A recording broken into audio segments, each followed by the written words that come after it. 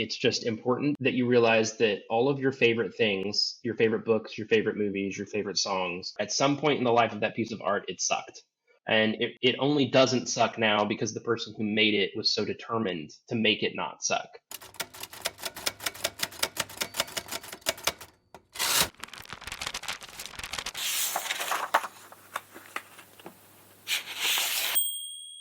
Howdy, and welcome to One for the Books, a show about all things bookish. I'm your host, Sandra Broadwell. My guest today is David Arnold, the New York Times bestselling author of The Electric Kingdom, Mosquito Land, Kids of Appetite, and the Strange Fascinations of Noah Hypnotic. He has won the Southern Book Prize and the Great Lakes Book Award, and was named a Publishers Weekly Flying Start for his debut. His books have been translated into over a dozen languages. He lives in Lexington, Kentucky with his wife and son. You can learn more about his work at davidarnoldbooks.com and follow him on Instagram at @IamDavidArnold. David, thanks so much for joining me today. Yeah, of course. Thanks for having me, Sandra. Yeah. So you just announced recently on your Instagram that you are working on your 5th novel titled I Loved You in Another Life, which is a coming of age story about the only 2 people that can hear the voice of a mysterious singer. And that singer's lyrics brings their souls together time and time again through the ages. So wow, that sounds like such a cool concept, and congratulations on announcing your 5th book. Thank you. Thanks a lot. Yeah. Yeah, I'm still sort of like near the end of getting it like really shaped up, like readable. Yeah. So my head is still very much in it, and I don't know, I haven't really talked that much about it. I'm happy to talk about it. There's no secrets or anything, but this will be a good sort of exercise for me to like figure out how to talk about the book. Yeah. On your Instagram, you said that this book is the most vulnerable that you've written because it's inspired by your kid and the early years of falling in love with your wife, as well as your unending love of the movie E.T. and your fascination with reincarnation and music. So tell me more about all of that. Yeah, the seed of this book started actually in a really funny place. So I am a dad. I have a 10-year-old son. I want to say he was like 6 or 7 when he was obsessed with the movie E.T. It's always been one of my favorite movies, but he's always been this way where like he gets obsessed with the movie and then that's the only movie for like a period of months. And that's it. And it is predominantly Star Wars. He'll maybe shift out of the Star Wars phase, but inevitably he comes back to Star Wars. So that's like the baseline love. But he did go through an ET phase where that was the only movie we watched for like weeks. And at one point, I think the statute of limitations for spoilers on ET has long since passed. So I'm going to talk about the ending of the movie. But, the whole movie, ET is he's like been stranded on Earth and his alien family and friends have left him.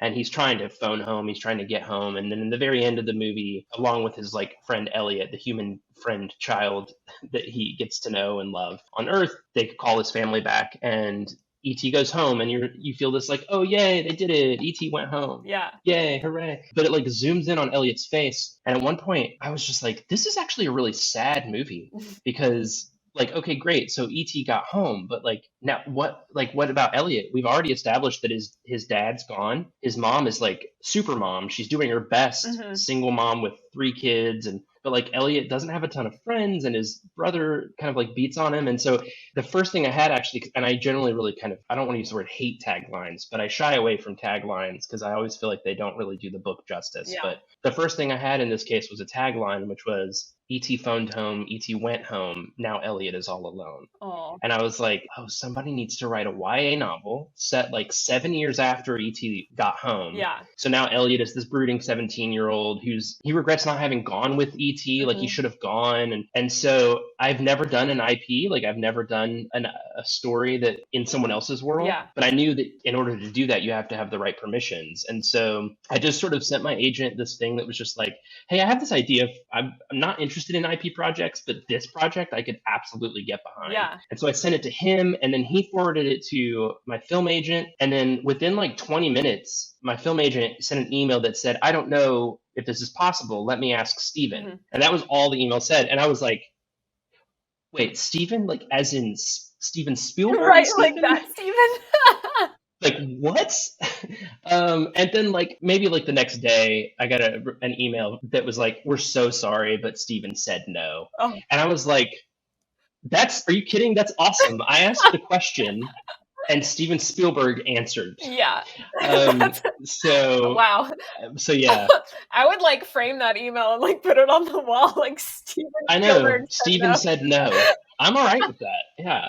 It was a great moment, but I had already like let myself go to a certain place in my head between the 17-year-old Elliot and maybe what his relationship with Birdie at that point would look like. Birdie was the adorable Drew Barrymore when she was like Right. 4. So then she would be like 10 or 11. And so I'd kind of like started thinking about that as like a sibling dynamic, and also the idea of like connecting through not the movie E.T., obviously, because it would be an IP project in that world, but like them connecting through their love of the alien. Yeah. And what would Birdie's memories be Right. of E.T.? So I kind of already gone there, and I just sort of sat on that idea for a while until I had it kind of shifted it into like two brothers who bond over the love of the movie. So that's kind of like where it all started. And also, like, I had another project. This happens occasionally where, like, I'll have a folder of just a few ideas, and I don't have like a million ideas at a time. Some writers just have all these ideas they can cherry pick from. But it occurred to me at one point that I'd published 4 novels, and none of them really focused at all on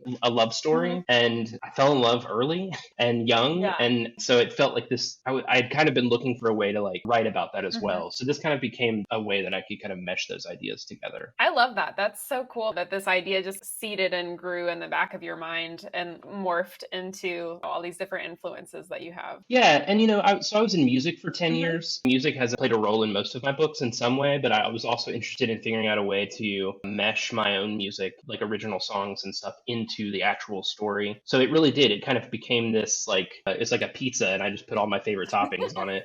And yeah, it's been so much fun to write. And what's funny is that like probably the first third or the first half of the book is pretty sad, actually. The two main characters, their lives are kind of falling apart for different reasons. But it taught me something about the ways that I think, and it's something I'm working on now in a totally new thing that may never be a book, probably will never be a book, but the idea of like how much more hopeful a story can be, especially if it's like a character dive, how much more hopeful it can be if you really just tear them apart in the first half.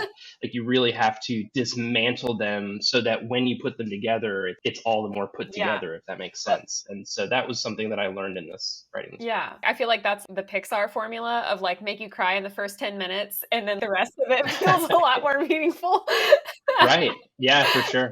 Yeah. I mean, Up is a great example of that for sure too. Like, and Finding Nemo and all of them. They're like yeah. So I'm glad you mentioned music. I wanted to bring that up as well. You make music under the moniker Neon Imposter, and you just said that you are wanting to put some of your own music kind of into this new book. Do you imagine that music as being along the vein of the music you've previously done as Neon Imposter, or are you inspired to do like a different kind of music to fit the book, or how's that going to work? So I've already written the songs in the book, and I kind of had to on the front end because the lyrics are so important to the actual like content of the book. I wrote 3 original songs for the book, which I haven't recorded yet, but I have plans to record, and I'll release those just as like a little mini record, either leading up to the publication or during it at some point. There are going to be original songs in the book, but I've also been recording and releasing music for years. Basically what happened was I had a home studio. Wife and kid and I lived in Nashville for over 10 years, and I was kind of constantly recording and releasing music. But this was a while ago. This was like before streaming was a thing. So I was constantly releasing, like, I think I released quite a bit on Bandcamp, but it was still like, I mean, in the early days, even it was still like CD release parties. Which I kind of missed them, actually, now I'm saying it out loud. But and then we did some vinyl there toward the end. And then really I just shifted into writing books. And then at one point, I don't know, maybe a couple of years ago, it occurred to me that I had all of these songs that I'd recorded that I was really proud of that had never been released in this sort of new space, the streaming space. And so that was when I started thinking, well, I would love to write and some original music for this book, but I might as well start releasing music now under, the musical moniker Neon Imposter. So yeah, you can listen to Neon Imposter now on Spotify, Apple Music, wherever. I'm kind of releasing music every month, but then eventually there will be original songs that were written for I Love Doing That. That's awesome. I did listen to a couple of your songs leading up to this on Spotify. I can't remember what the name of the song was, but the first one I listened to, I was like, oh, this reminds me of Elliott Smith, which I love Elliott Smith. That was like, yeah. I mean, he's my all-time favorite artist. Oh, really? Kind of period. Yeah. That's Yeah, awesome. I do. I thanked.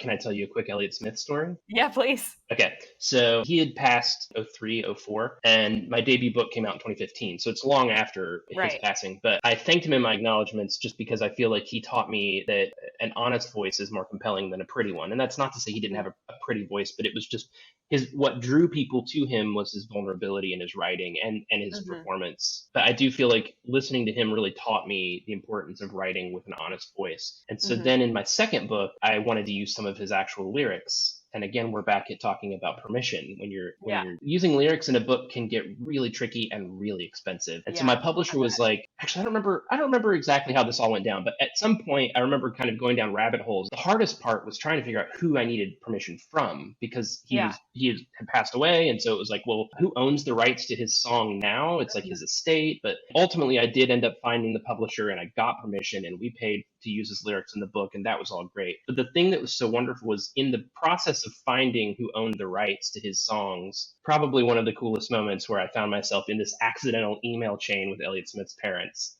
But so then I literally spent like the entire day drafting and revising and editing and crafting an email to Elliott Smith's parents, basically just being like, I loved your son. I still love your son. He meant so much to me. They were so nice, by the way. They were so lovely, lovely people. Yeah, I'm so happy that I got that vibe from your music without even like knowing that that was your inspiration or that it was in your book. That's so fun. The highest of honors, absolutely the highest honor. Okay, so back to I Loved You in Another Life. It's scheduled to debut in fall of 2023. So where are you in kind of the drafting, editing process with that? So I'm right at the very end of, I guess, what would be considered the last real revision. I'm hopefully turning it in either by the end of this week or early next week. It's pretty much there. I mean, well, I say that. It's pretty much there if my editor agrees that I've addressed all of the things that we Yeah. agreed needed addressing. So Mhm. I feel really good about it. Of course, she could come back with some notes and we could realize, oh, no, this isn't where it needs to be. But I think it's pretty close. So then what would happen is it would go to more granular, like line editing. So I would probably get a document with track changes from my, so until now I've gotten an edit letter. So you're talking more sort of substantial Yeah. edits. But I think we're past that. And the next step would be line edits. And then it would go on to copy editing at that point. Awesome. Yeah, pretty That's close. exciting. Yeah. You've also announced that in fall of 2024, you have your very first graphic novel coming out. Yes. And that's titled Luminous Beings. And from what I gather, it's about a group of teens who decide to film a documentary about humanity's recent brush with extinction via undead squirrels. And they have a series of misadventures along the way. So please tell me more about zombie squirrels. I would be glad to tell you about zombie squirrels. I mean, this was a great example of like the different kinds of art that were created during early days of COVID and lockdown. And I had been working on an adult novel, which I'm now working on again. But for a while there, I had decided I was going to work on it, and then COVID, and then suddenly it's just like, we've heard this story now from so many artists. Like suddenly the thing I was working on made no sense. And that's exactly where I found myself. And really, I was just in a place where I was like, for a few days, I was kind of we were all in a stupor. I was in like a very specific kind of stupor though, which was, I knew there was a specific urge for me to do a thing, but I couldn't quite figure out what it was. And then when I finally pinpointed what it was, which was I really wanted to treat something that I knew to be inherently silly with the utmost sincerity. I wanted to take my silliest idea, but treat it as if it was a very serious one. Yeah. And I had this idea years prior, and it was a great example of like the idea you put in a folder and you're like, well, that'll never be anything. But I was reading, we have this great park right down the road from our house, and I often walk there, and sometimes I write, sometimes I read, sometimes I just sit there. But I was reading one time in the park, and there were squirrels everywhere where we live. But this day in particular, there were like 2 or 3 squirrels that clearly had been fed by humans because they just had no fear, and they kept getting really close to me. And I was just like, I'm not comfortable. Like I'm fine with squirrels when they understand their squirrel zone. But Yeah. like the minute they start getting in on my zone, I was so uncomfortable. And that was when I was like, well, what if these squirrels weren't actually alive? What if they were zombies? And I was like, well, that's the silliest idea. That's it. That's the silliest idea that I had was zombie squirrels. So then the question became when I decided I was gonna like spend some real time on it, Hmm. well, how could I do that? Like, how in the world could I make that into a story? And it really became the turning point was when I realized that I still can't say it without like chuckling, but the turning point came when I realized that it's not a book about zombie squirrels. It's that zombie squirrels are the setting. So like the book is full of zombie squirrels and Right. it's really not about that at all. So it's more of like it's a 24-hour kind of wild goose chase squad book where these kids are trying to make something and they want to Yeah. make it great and they're earnest and they each kind of have secrets. They're all kind of hiding a thing. Hmm. So I wrote it as a screenplay, like a movie screenplay Okay. first because I was like, I don't think I could write this novel. But I talked about it with my agent and we were like, well, that's a long shot. We can try. And I think we did. We sent it around to some places, but it's like, nobody's going to make this movie. This is the most ridiculous thing. I don't remember who said it first, whether it was me or my agent, but one of us said something about a graphic novel. And so then we talked to my publisher because I didn't want to find an illustrator and like go down all of those paths until I knew that like my publisher would be interested in it. And they Hmm. very much were. And they've been amazing from day one. They've been amazing and supportive. But they were like, yeah, let's see if we can make this happen. And it also came from a place of me having been years in music and playing with all these different bands. I operate well alone. Hmm. Like 90% of the 95% of the time, I'm totally fine to just make a thing by myself. Hmm. But there was over long stretches of time, I found myself kind of missing a collaboration and like working with someone else to make art. And so the idea of working with an illustrator to like really bring this project together Hmm. was really appealing to me. And then once I found the illustrator's name is Jose Pimienta, and I found their book called Suncatcher is fantastic.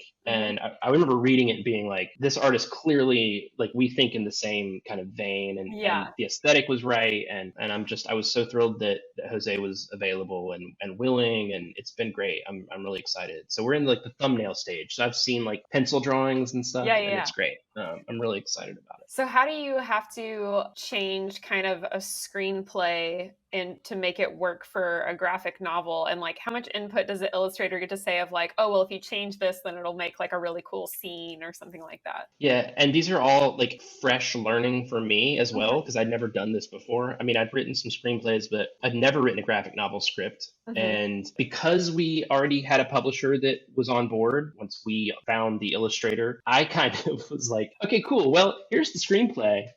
Like I was honestly, I was trying to get around adapting it into a graphic novel script. Like Yeah. I didn't think at the time, I didn't think I wanted, because I knew that there would be a whole education, because Mhm. I know from writing novels and from writing some screenplays, like you really have to know what you're doing. I mean, you can like hang by the bottom rung for a really long time, Yeah. but at some point you have to start climbing, and the only way to do that is to like know how to climb. So Mhm. then it became reading a bunch of graphic novels. I don't learn well by being taught to. Like I was a terrible student. I don't love writing like craft books. Mhm. Some people have gotten MFAs and it's been very valuable to them and wonderful. Like I Mhm. would not do well in that scenario. Yeah. Like the way I learned how to write a screenplay was I watched the movie Lady Bird like 8 times as I read the Lady Bird screenplay. Oh, So I wow. could see like here's how that became that, and here's what the screenplay then looks like. And I'm sorry, I've already forgotten your question, but so the adapting of the graphic novel. Right. At one point, my editor was like, no, you got to do it. Like you're gonna have to actually do that. And I was like, all right. So I read some books on how to do it, but mostly it was just reading a lot of graphic Mhm. novels, and then reading a couple friends' graphic novel scripts, so I Yeah. could kind of see how that process worked. And luckily, so we found the illustrator before I'd gotten to that point, Mhm. and I really wanted their input. Like I was doing this because I wanted a collaboration. Mhm. So like I wanted Jose to have input in the world and the characters and like who they were and where they were coming from and what that world looked like. Yeah. And so the book is way different than it was when I had just written it. It feels very much like, I mean, it is a 50-50 collaboration. That's So awesome. I'm excited about it. Yeah. Yeah, that's super cool. So your most recent novel that came out is The Electric Kingdom, and it is a post-apocalyptic story that follows a couple of teens in the wake of a deadly insect-borne pandemic, and that just debuted last year in 2021. Had you started writing this book before COVID, and did you feel the need to like change the narrative at all because of the coronavirus, or were you worried like how it would be received because of a real life pandemic happening out in the world?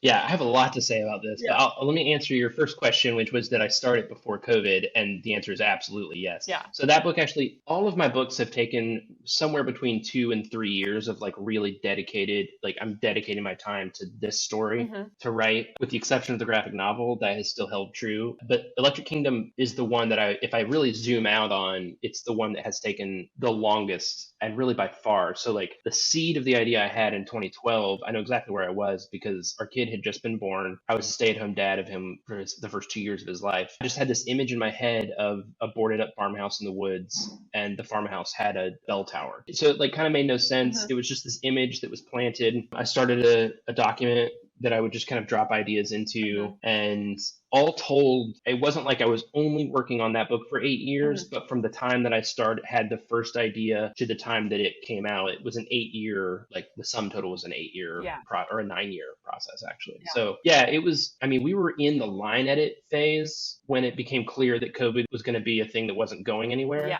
The only real substantial change that I made was a line, something about finger pointing, like people like blaming other people about what had happened. And I think ultimately what it comes down to is that what I love in literature to read is post-apocalyptic literature as opposed to apocalyptic literature. And that was really what I was concerned with making as well, was a story. And so basically what you're dealing with is it takes the focus off of how did the world end and it shifts it onto how did the people survive? Yeah. So like inherently, you're already shifting the conversation away from plot and into character, right, which is always a plus for me as a reader and as a writer. And you're not dealing in like the end of the world. You're dealing in what happens after. Right. So I think if I had written an apocalyptic book, if the book was about the end of the world and about a pandemic, I don't know what I would have done, to be honest. But I felt comfortable like moving forward with everything because it's really not about how the world ends. I mean, I spend very little time discussing those things.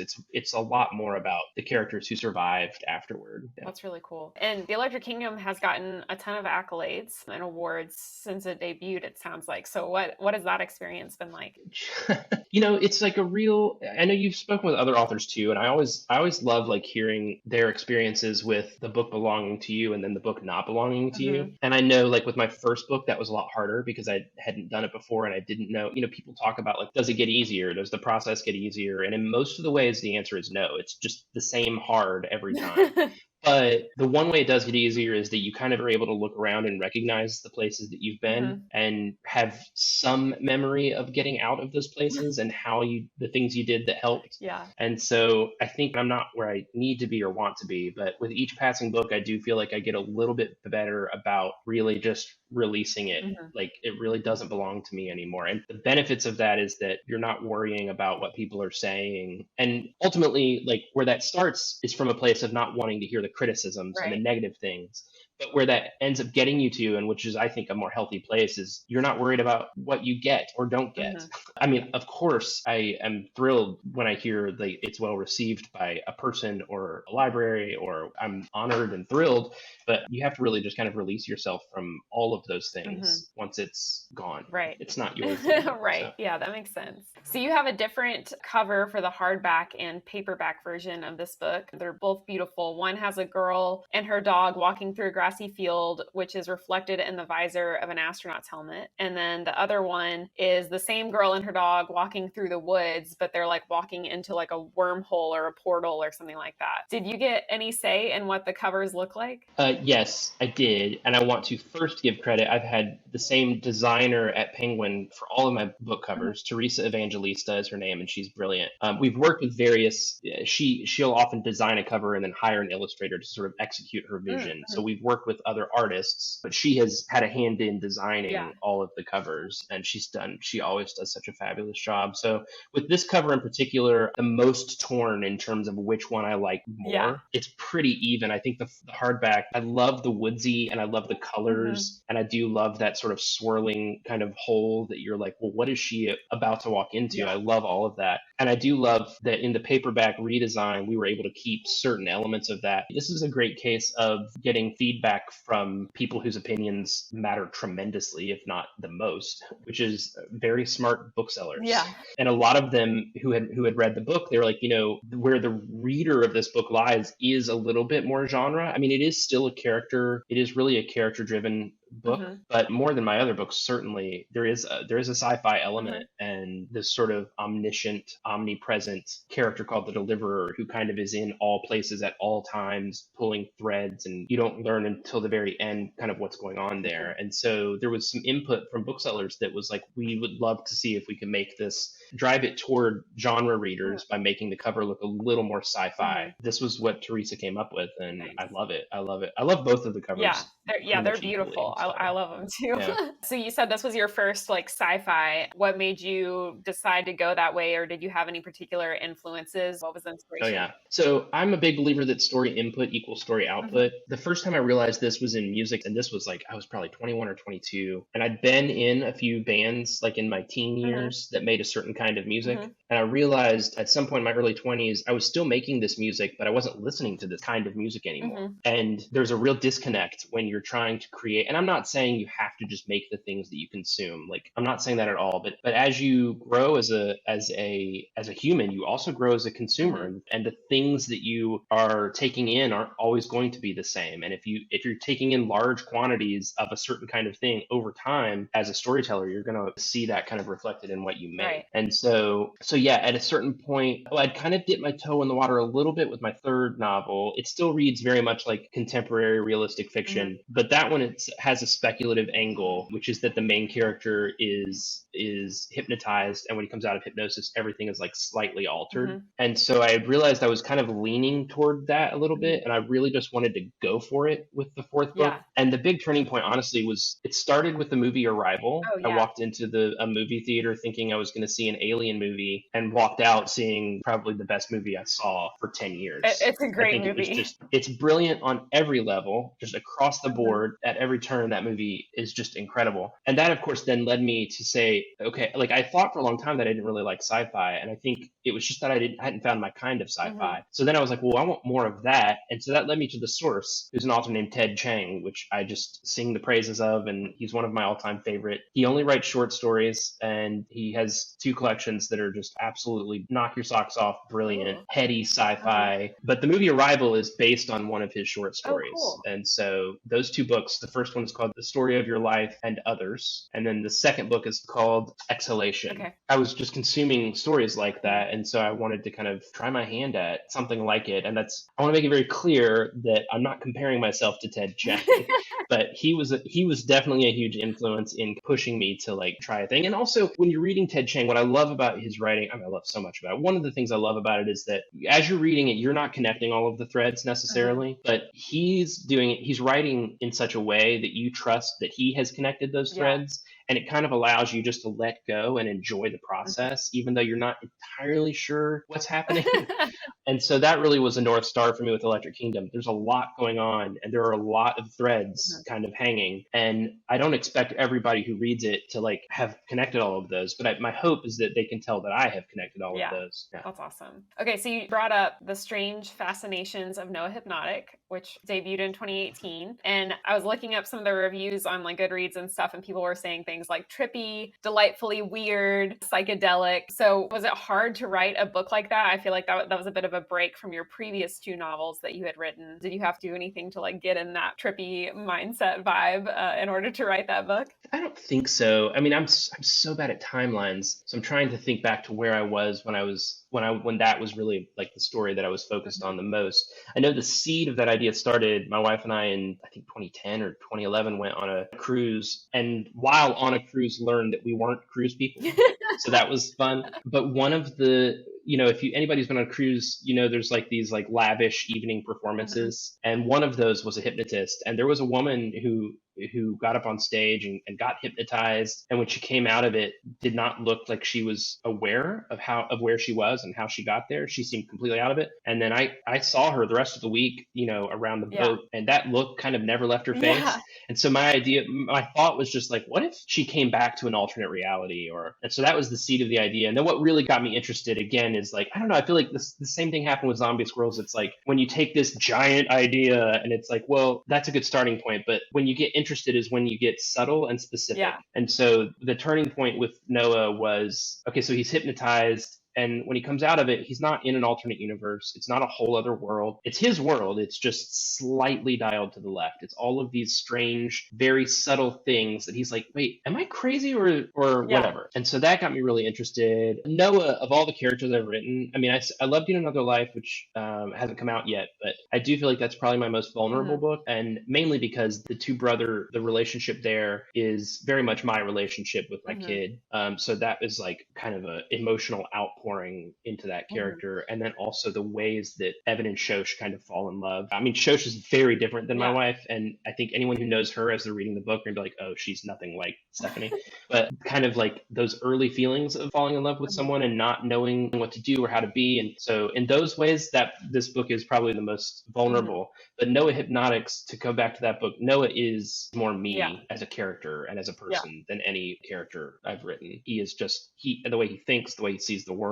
That was the most like, okay, I'm just gonna be me. Nice. That sounds fun.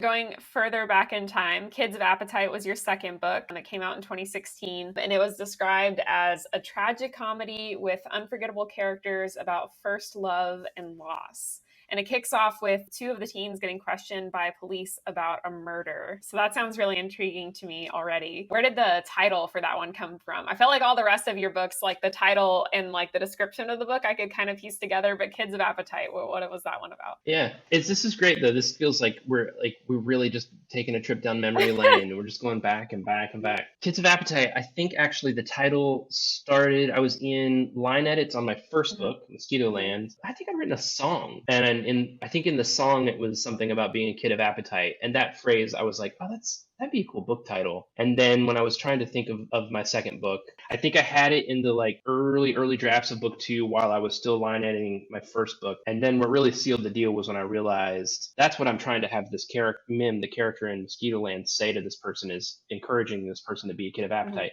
So then I was like, oh, okay, so I could put Kid of Appetite as like an Easter egg in this book, and it could be the title of the second book. Fun. And it has actually, I've kept doing it. So in Kids of Appetite, there's a line about somebody having a strange fascination. And so then in Strange Fascinations of Noah and Hypnotic, there is a character, or I think they mentioned like Nico in the Velvet Underground. And then Nico's the main character in the Electric Kingdom. And then I think that's where it stops.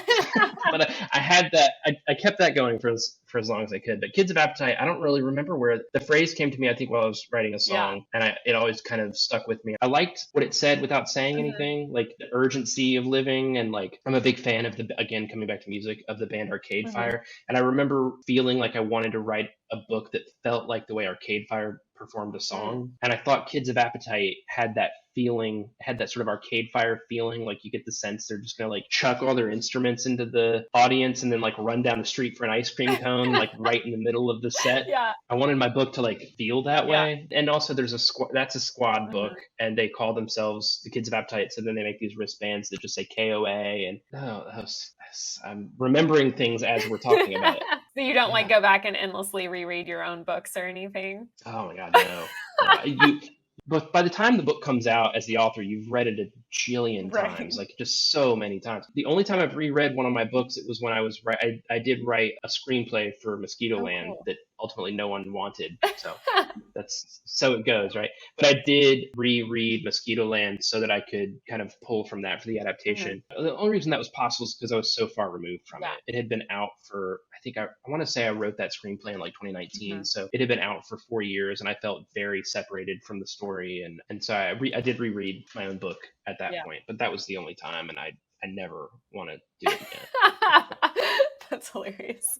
Okay, so Mosquito Land was your debut. It came out in 2015. It's about a girl named Mim whose family falls apart and she's dragged across the country to live somewhere new with her dad. But she learns her mom is sick and basically, from what I gather, runs away on a Greyhound bus. And it's kind of about her journey and the things that she learns along the way. I know a lot of authors feel like a special connection to their first book. What was it about the story of Mosquito Land that made it your first one that really made you want to bring it into the world? That's such a hard question, not because I don't have an answer, but because I have like 10.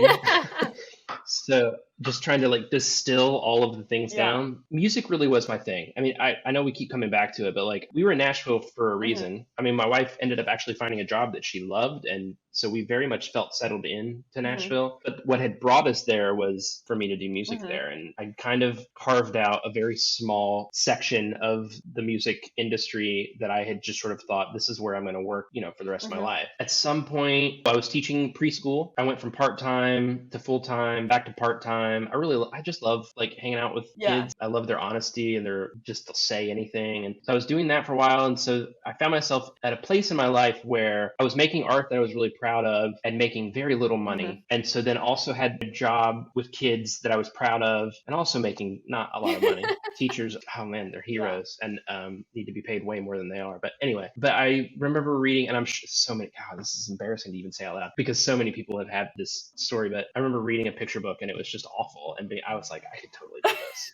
I could definitely. And so I did. So I wrote a few picture books and of course they were awful and they were rhyming. No one's ever going to see them. Long story short, that did lead me to an organization, which I still recommend to this day. It's so valuable. The Society of Children's Book Writers and Illustrators. And more than anything, the SCBWI, I mean, it did teach, it kind of gave me a little bit of an education in publishing. And like, I kind of learned the do's and don'ts and like how you get an agent and what a query letter looks like. And you learn all of those things and those things are important, but really more than anything, what it gave me was a community of writers. And so what happened was I was in Nashville for music, was doing a lot of music, but I sort of fell in with this other group of writers. And Nashville has this great creative hub. There's just this energy there to make things. And I found myself in a hub of people that were trying to make books and kind of being excited by that as well. So I kind of started getting a little more serious about it, but really music was my main thing. And then my wife and I at one point found out that we were going to have a baby, and she had this great job with health insurance and I was a freelance musician. So it was decided pretty quickly that I was going to be a stay-at-home dad. And that was really when I was like, okay, I'm going to get serious about writing a book. I moved on from picture books. I learned, and by the way, just to close that circle, picture book authors are brilliant. And to be able to tell an entire story in as little amount of real estate as they have, I was dead wrong in thinking that it would be an easy thing to accomplish. There are plenty of bad picture books, just the same way there are plenty of bad books. But doing it well is one of the hardest things in the world. And I found that out by trying to do it well and not succeeding. But I had written like some pages for a middle grade book. And I was at a conference where an editor, they do these things called first pages sessions where you'll turn in your work anonymously and then an editor or an agent will read it out loud to the group. And it's harrowing, even though it's anonymous. So like the editor read mine out loud and basically was just like, this is really good, but it's not a middle grade novel. So whoever wrote this, I would encourage you to write something for older kids. And what's odd about it is that I had been working on what I hadn't even considered to be like a young adult novel. It was just like a book. But that whole process and that coming together of all these different things sort of led me to really just dive into writing Mosquito Land. Again, I don't want to give a spoiler about like who she's writing letters to, but it is essentially me just writing letters to my kid who, when I first started working on the book, he hadn't been born yet, but then for the first year and a half of his life, it was me writing the book while I was taking care of him. So there's a lot of that in there, and there's a lot of me as a teen, and like I'm close with my brothers, and it's funny, we laugh because my one brother is very clear. He's like, I just don't remember being a kid. I have no memory of it. And I'm like, that's fine, because I remember enough of the book. Like I remember everything. I remember the feeling of it. And so part of that is just like I have that and I can tap into that feeling kind of anytime I want. So there is a lot of that in there. And then all of the places that it's a road trip book. As a kid, I moved around a lot. And so I had assumed that I was going to write a novel about like a new kid at school. But then slowly over each draft, the time that the main character was was in school got shorter and shorter and shorter until in the final version, now she's just there for like 3 pages. And it really just becomes this road trip. And so all of the places that she goes to, I've either been to or I've lived in. Cool. And so a lot of that also kind of came out of it. Nice. So Your books seem to tackle a lot of big feelings, love, loss, friendship, mental anguish of some form or another. How do you feel writing that from a teen perspective is different from how you might write it for an adult character? I don't sit down and think, okay, how would a teen feel about this? Or how, and I think it comes back to like, there is an impulsivity in teenagers. And I had that same impulsivity, and I feel like I, to a large degree, still do. I definitely still, I'm a feeler. I hate personality tests, but whenever I'm with people who talk about them, and I have taken them in the past, I'm always like hardcore on the like feeling emotion. And so I feel like that is, I don't know, like you're not going to process things the same way when you're a teen. And so this isn't a criticism of the question. I actually really like the question. I don't like dissecting the whys, because writing feels like a fragile bird in my hand. And if I get too serious about, well, why is it there and where did it come from, it's going to fly away. There's real impulse to like dissect how a thing works. Maybe if I did some of that, I would be a better writer, and maybe someday I'll do that. But I shy away from it. I feel a lot more like this is a thing, and I love it, and I don't want to scare it off. And so I don't want it to sound like I'm romanticizing that process, because there are all sorts of reasons why it's not great. But it also comes back to me being a terrible student. I mentioned not being a great student. I was also a bad employee when I worked for other people. Like I don't like people telling me what to do.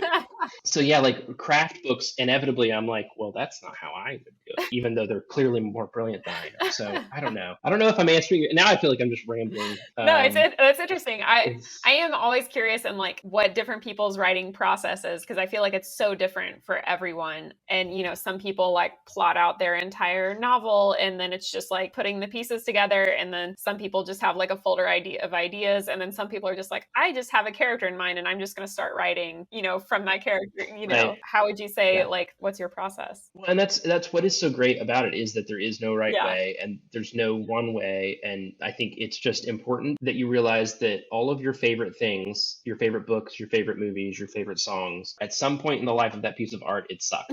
And it only doesn't suck now because the person who made it was so determined to make it not suck. And I feel like there is an inclination at the beginning, and this is why so many people never finish their book, is because they read what they've written and they think, well, this is bad writing, and so I must be a bad writer. And I talk to a lot of kids about this who are like, well, how do you finish? And it's like, well, you finish by doing it. But the real question should be, why do you quit? And are you quitting because you don't enjoy it? Completely valid, like totally valid. If you're not enjoying it, or are you quitting because you think what you've made isn't very good? And in that case, you just need to remember that nothing's good in the beginning. It all is bad. And so it's just a matter of like kind of sitting down and doing it. It's funny because I just said I don't like craft books. I did just read Ann Patchett's essay, The Getaway Car, which is basically her essay on writing and process. And it was fascinating. And I, having lived in Nashville for so long, have met Ann Patchett a few times, and she's so lovely and so wonderful. And I was thrilled to be reading an essay on craft and not hating it. And I was thrilled that it was Ann's, because I love her so much. So there are good ways of doing things, and some people crave that sort of structure, whether it's an MFA or like craft books. They need to be able to dissect it and put it back together. There's no one way of doing it. There's no right way of doing it. It's just, but you have to like try the ways to know what works for you. And I've only learned that those things aren't great for me. And also like keeping a word count, that doesn't work for me. I end up just writing bad writing, like more bad than it would be otherwise, just to like meet the count. So you got to try everything and kind of figure out what works for you. Yeah, definitely. What has been your most memorable experience related to being a published author? Other than Steven Spielberg saying no. Yeah, that's a good one. It sounds so cliche. This is like the most cliche answer, but I can't not say it just because it's cliche. It really is like I've made lifelong friends out of this. My wife and I got married when we were really young, years and years ago. But if we were to get married today, there would be people in our wedding because of where I found myself in this career. I think a lot of people romanticize it. There's a danger of kind of falling into, well, once I write a book, which then you write a book and you're like, well, once I find an agent. Okay, then you get an agent. Well, once I get it published. Okay, then you get it published. Well, once I get this award, or once I fall on this bestseller list, or once I whatever, like that never ends. And I've had the honor of meeting some heroes. There was this amazing time, really. Mosquito Land hadn't even come out yet. It was just like an advanced reader copy. And I was at a festival with Stephen Chbosky, and he came up, and one of my best friends, Courtney Stevens, another brilliant author, he came up to our table and read a couple of our pages of our books. And I'm just standing there like, this is a perks guy. Like, what? This is too much. And then he was like, you know what? I'd really love to take some young writers to dinner. Do you guys want to go to dinner? And Courtney and I were like, yeah, we'd love to go to. So there are like stories like that, which are great. But when you compare them to the friends that I have now, that like we would lay down in traffic for each other, I feel like that's got to be the best part about the job, for sure. That's awesome. Have you ever been recognized in public by a fan? Not when you were like on book tour, but just like out and about in your normal life. Has that ever happened? Or like, have you ever gotten fan mail, and what was that like the first time? Oh, the reader mail I love. That emails now, I feel like it's a lot easier for readers to reach out, which is great. So I love getting emails. And then occasionally I'll get like an envelope from my agency, because I don't have my address posted anywhere. So they would send them to my agent, and then I'll get like a batch of letters. We were refinancing our house, and I was on the phone with the agent at the bank. And I mean, we're refinancing our house, so we're talking about like some pretty, like, we're getting into numbers. And we get through this whole conversation, and at the very end, she's like, now, are you the David Arnold who wrote Mosquito Land? And I was like, I am. And she was very lovely and complimentary. It was a very surreal experience that rarely happens. The one time that was really ended up being just really fun, I was at a Southern Festival of Books. There was a teen who had my book in her hands, and she was literally like right next to me. And I said something about how I heard that book kind of sucked. And what she said was, she was like, oh, it's one of my favorites. I didn't know she'd already read it. And I was like, oh, that means, and we got like a picture and stuff, and it was a really cool moment. That was the thing that I missed the most from like lockdown and stuff, was getting to meet like the teens at festivals who, because I am that person too. It's like you get so excited to like meet this person who has somehow seen the inside of your life and your world, and it can feel really magical. That's awesome. What is the best book that you've read in the last year? So just talking about someone who sees your life and sees who you are as a person and all of the things that you think about and dream about and want. The Memoirs of Stockholm Sven by Nathaniel Ian Miller. It's the first book I read this year, and it was just a total cover buy. I saw the cover. I'm a sucker for the winter aesthetic, like cabins and snow, and I follow all these Instagram accounts just to like fill my feed with that kind of beauty. And the cover of Stockholm Sven is like cabin and snow, and it's this beautiful illustration, and there's a dog, and I was like, oh, I'm totally buying this book. And then like 3 chapters in, I was like, oh, this is amazing, and it just gets better from there. The writing's great, the character is so memorable, and then Nathaniel and I have had a chance we've Zoomed a few times, and so he's become a friend, and I'll read anything he writes now until forever. Do you have a call to action for the audience? It's not really a call to action. I would say that when I'm telling a story, the thing I'm focused the most on is telling the best story with the most vulnerable characters that I can. And I've always sort of flinched at the idea of like instilling any kind of my own agendas or like, and inevitably, of course, like who we are as people come out in our books. And I understand that that's true. But the idea of like injecting something so that it can get out there, I've always sort of hesitated and balked at a little bit. But I would say right around my 3rd novel, which happened just as Trump was being elected, I suddenly felt this, and maybe it wasn't so sudden, but it was a sudden sort of realization for me that I wanted to write vulnerable boys, boys who could be open and honest and soft with each other in a way that a lot of boys are taught they aren't allowed to be. And I think that, it doesn't take much to kind of look around and realize that many, if not most, of the world's problems are men behaving badly. And I feel like if we can show those men when they're younger that it's okay to be a certain way, and you can tell your friend that you love them without punching them on the shoulder afterward. Like it's okay to be vulnerable and to be open with your friends. I just think that if we can have more vulnerable boys who are reading themselves or seeing themselves in stories, being vulnerable with each other and understanding that that's an okay way to live your life and the okay way to be, then we'll have fewer men who feel the need to be assholes and kind of ruin the world. So I'm okay with saying now that I do inject that agenda into each of my books, which is I want to show boys who can be vulnerable on the page. That's awesome. Not really a call to action, but I don't No, know. that's a Does that great. count? Does that count? Yes, I love it. That's wonderful. David, thank you so much for being my guest today on One for the Books. To our audience, be kind, read books, and hit the subscribe button below for more bookish content to come. Thank you for having me.